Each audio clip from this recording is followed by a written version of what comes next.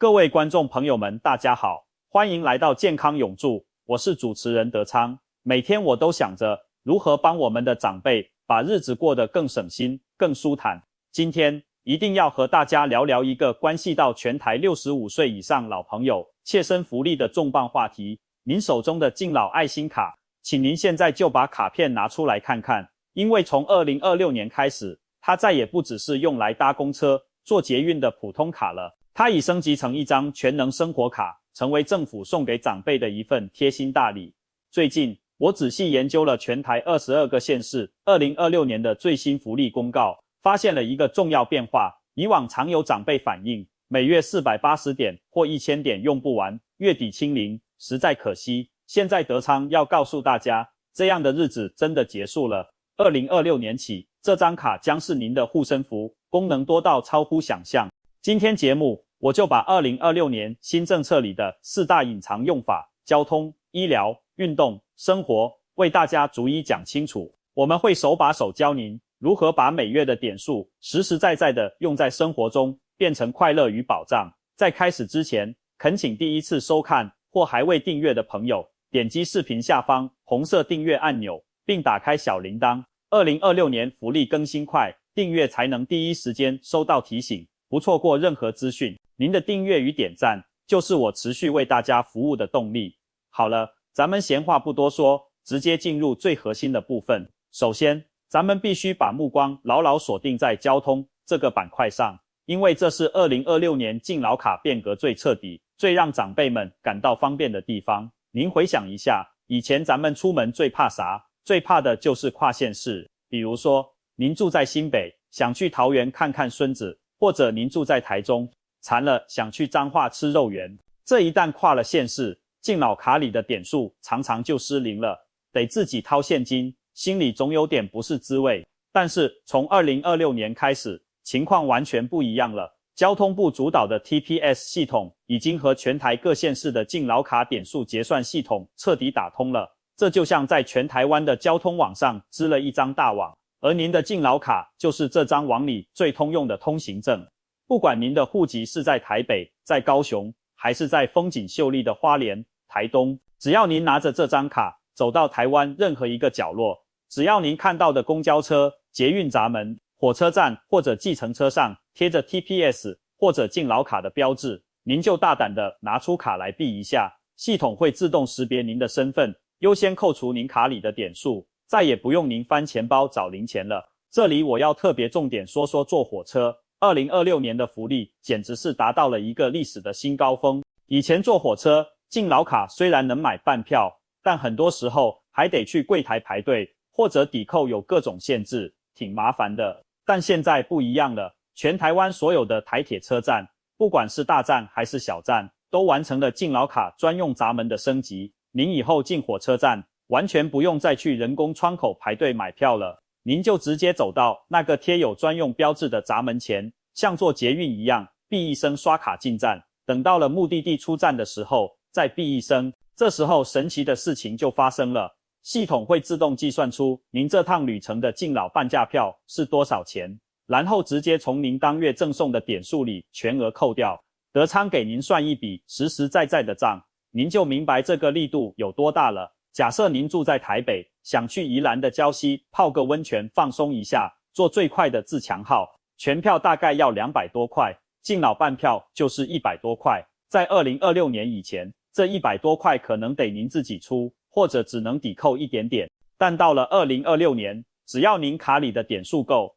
这100多块钱直接从点数里扣，您进出站1毛钱现金都不用掏。这等于说，政府每个月给您的点数直接变成了您的旅游基金，目的就是鼓励咱们长辈在身体允许的情况下，多坐火车出去走走，看看台湾的好山好水，去花莲看看壮阔的太平洋，去台东仰望热气球，去台南品尝地道小吃。这不仅能愉悦心情，更是实现了真正意义上的零成本出行。您说这政策贴不贴心？说完了火车，咱们接下来要细讲的就是计程车这个部分。这在2026年绝对是让全台长辈最能感受到出行尊严和便利的一项改革。我知道很多长辈过去都舍不得打车，觉得计程车太贵，看着表跳，心也跟着跳。而且以前很多计程车因为设备旧，司机嫌麻烦，不愿意收敬老卡，导致长辈们有时候会遇到拒载，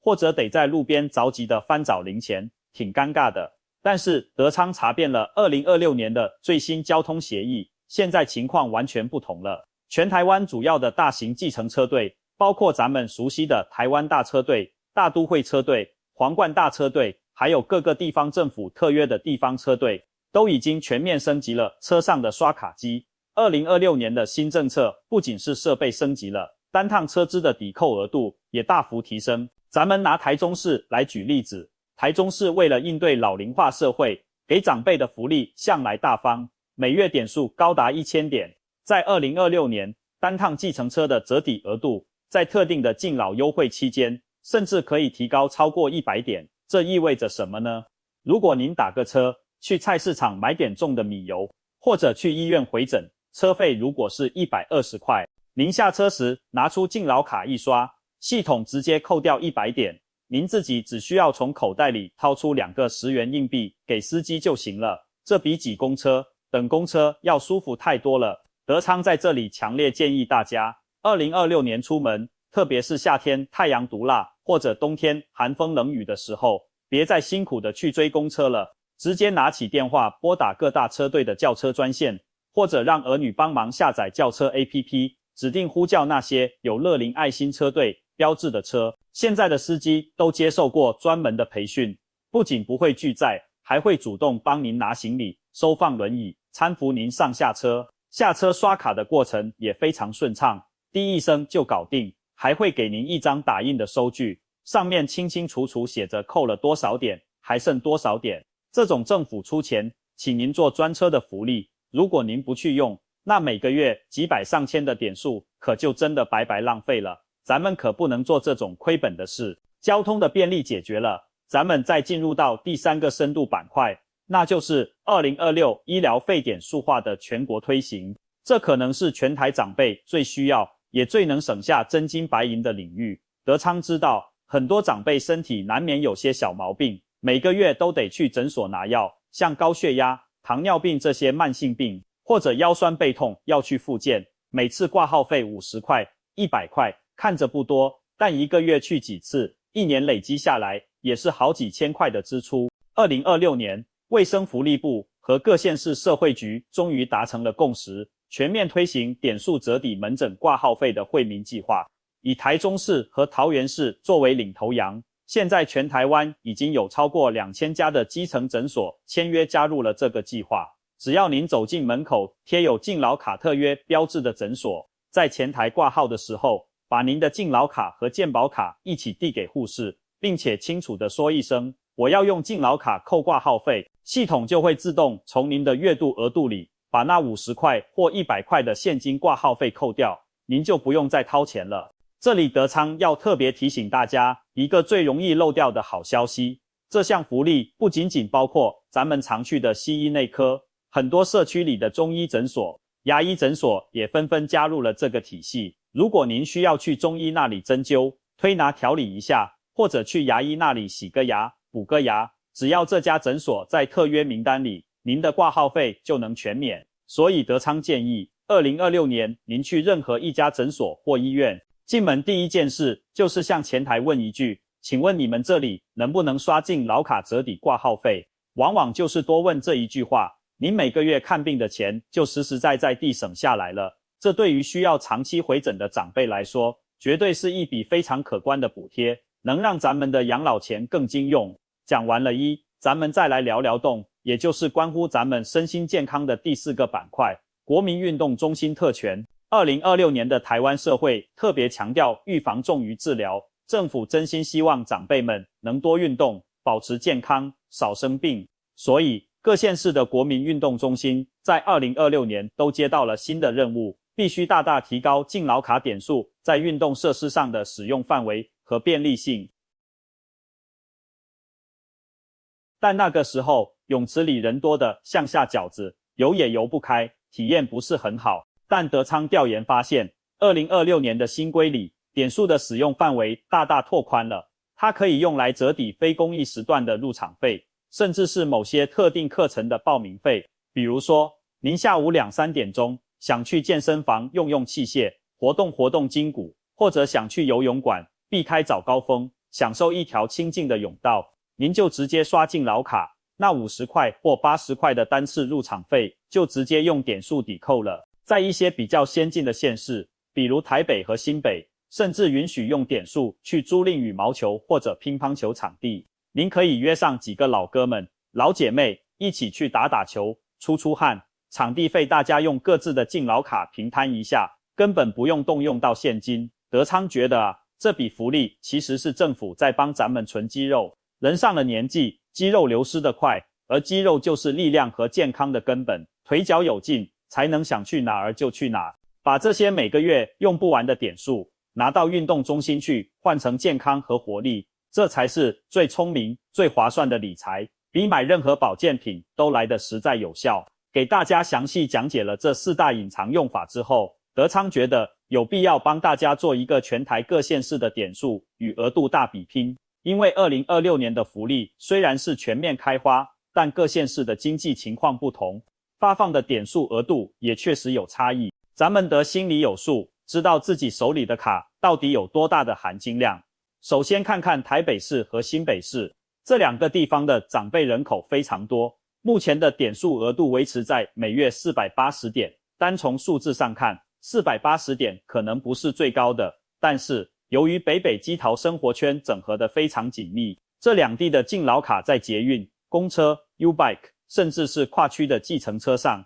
兼容性可以说是全台第一。在这个生活圈里，您出门几乎随时随地都能刷卡，使用场景丰富到用不完。德昌建议双北的长辈可以多利用捷运加计程车的接驳组合，比如坐捷运到淡水，再打车去老街深处逛逛，或者去阳明山赏花，把这480点充分利用起来，一点都别浪费。接下来要隆重介绍的是点数之王台中市。德昌必须给台中市政府一个大大的赞。2026年，台中敬老卡依然维持着每月1000点的高额度，这在全台湾都是数1数2的。而且台中在计程车和诊所挂号费的折抵力度上堪称全台模范。如果您是台中的长辈朋友，卡里这1000点要是没刷完，那真是太可惜了。您完全可以每天打车出门买菜，去诊所做复健，政府给的额度可能都还有剩。这简直就是给台中长辈发的超级现金红包，不用真的就亏大了。然后是桃园市，桃园在2026年做了一次很智慧的升级，推出了手机虚拟敬老卡，点数也维持在高位，大约800点。桃园的特权在于，因为它有机场捷运，桃园的长辈用点数搭机捷去林口长庚医院回诊，或者去台北车站逛逛，折抵的力度是全台最优的之一。而且机捷的票价本身不低，用点数抵扣显得特别划算。咱们的目光再往南看，高雄市和台南市在2026年也迎来了历史性的加强。高雄的敬老卡点数现在不仅能搭捷运和轻轨，还特别加强了在旗津、渡轮以及一些风景区接驳车的折抵功能。您可以刷着卡，坐着渡轮去旗津吃海鲜、吹海风，船票直接搞定。台南市则重点加强了在基层诊所的挂号费折抵试点。虽然公车早就免费了，但现在连看病挂号也能省钱，这对台南的长辈来说是个实实在在的好消息。德昌建议南部的朋友多留心当地社会局的官网公告，因为南部的福利增量往往体现在一些很贴心的地方，比如特定的乐龄食堂优惠或者社区小巴都有可能纳入刷卡范围。除了西部，咱们东部的朋友也绝对不能忘，宜兰、花莲、台东这些地方，虽然大众运输工具没有大城市那么密集，但是2026年政府加强了对这些地区的计程车补贴和长途客运补贴，特别是花东地区，长辈们去大医院往往路途遥远，现在敬老卡的点数可以用来支付长途客运的车费，这大大减轻了就医的交通负担，非常实在。了解了额度，咱们就得聊聊最硬核的实操技巧，也就是点数防清零战术。德昌在这要敲黑板强调，2026年的所有点数依然遵循当月有效、月底清零的规则。很多长辈节约惯了，总觉得这个月没怎么出门，没生病，点数能不能攒到下个月？德昌必须大声地告诉您，存不住的。每个月1号的凌晨，系统会自动给您存入新的点数，而上个月剩下的，哪怕还剩999点，也会在月底最后一天的晚上12点整被系统自动清零。这也就是说，在每个月的最后几天，如果您发现卡里还有不少点数，请务必执行德昌给您规划的强制消费计划。怎么执行呢？您可以打个车，去远一点的公园、老街散散心，或者去特约的药局看看。有些县市的特约药局允许用点数购买指定的保健用品，甚至可以去便利商店问问，月底有没有用点数兑换卫生纸、食用油等生活物资的活动。点数是政府对咱们辛苦一辈子的敬意和回馈，浪费点数就等于把咱们自己应得的养老钱给扔了，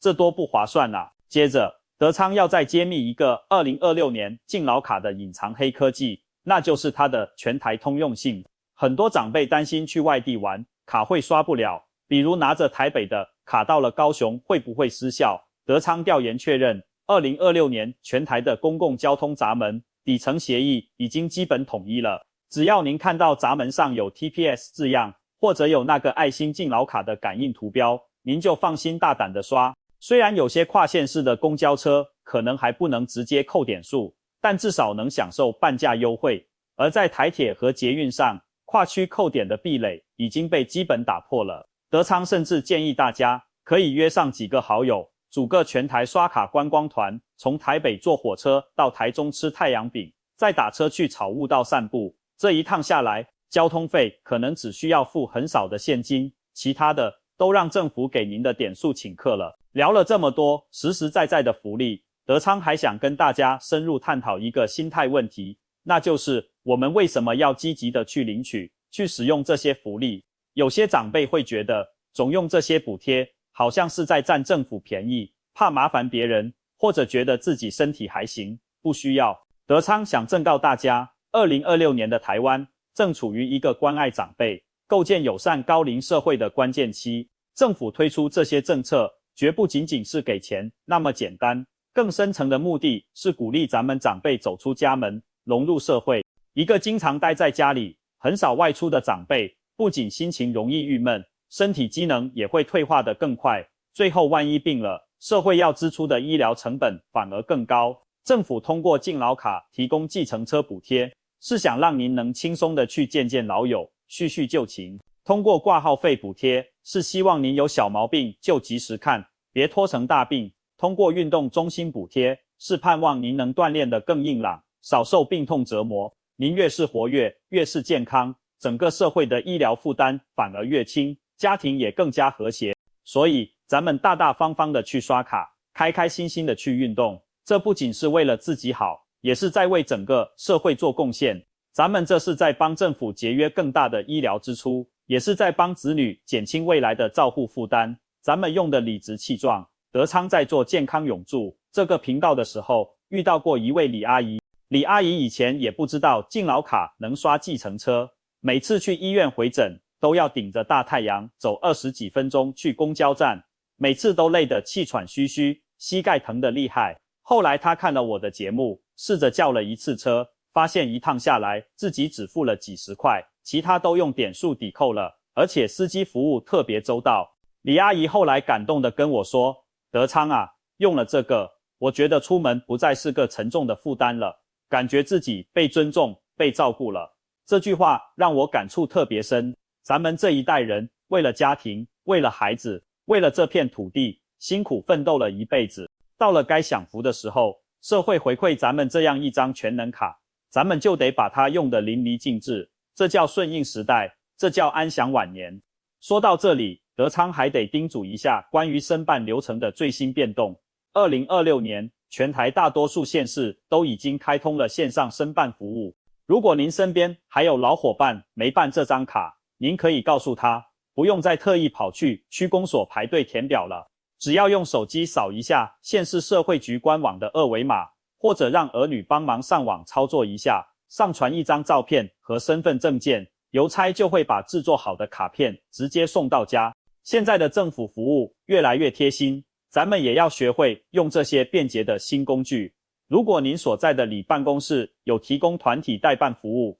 那就更方便了。德昌认为，每个里长都应该把宣传2026年的敬老卡新福利作为服务里民的头等大事，确保每一位符合条件的65岁以上长辈都能手握这份红利。最后，德昌必须再次点亮那盏防骗警示红灯。随着敬老卡功能越来越强大，诈骗团伙也盯上了长辈。2026年出现的新手法中，有一种是冒充社会局或健保署人员，谎称您的敬老卡点数异常，或以功能激活费、保证金等名义索要费用。德昌肯定地告诉大家，敬老卡所有功能升级均由政府后台统一自动完成，绝不收取任何费用，更不会要求您操作 ATM。凡是电话让您去银行、ATM 或短信让您点陌生链接的，都是诈骗。若接到可疑信息，请先挂断，拨打165反诈骗专线求证，或来节目评论区留言，